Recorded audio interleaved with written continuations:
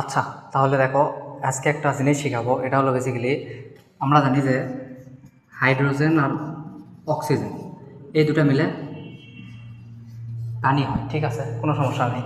তখন অনেকের মাথায় প্রশ্ন আসে যে এখানে হাইড্রোজেন আছে দুইটা, এখানে অক্সিজেন আছে দুইটা, ঠিক আছে, তাহলে এখানে হাইড্রোজেন দুইটা হলো, ঠিক আছে, কোনো সমস্যা নেই, কিন্তু এখানে অক্সিজেন এক কেন হলো? এটা হলো বড় প্রবলেম। তো এটা বেসিক্যালি ঘটনাটা কি হয়, যোজনী ব্যাপার স্যাপার চলে আসে।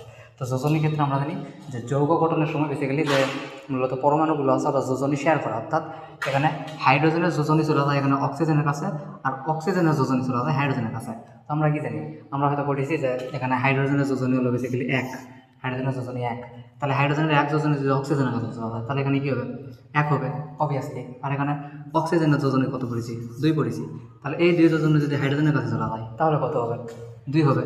এই জন্য আমরা লেখার সময় বেসিক্যালি এরকম লিখি যে H2O, দ্যাটস ইট। এটা হলো বেসিক্যালি আমাদের ঘটনা, আছে কারণ আমরা H2O লিখি, এই জন্য আমরা H2O লিখি।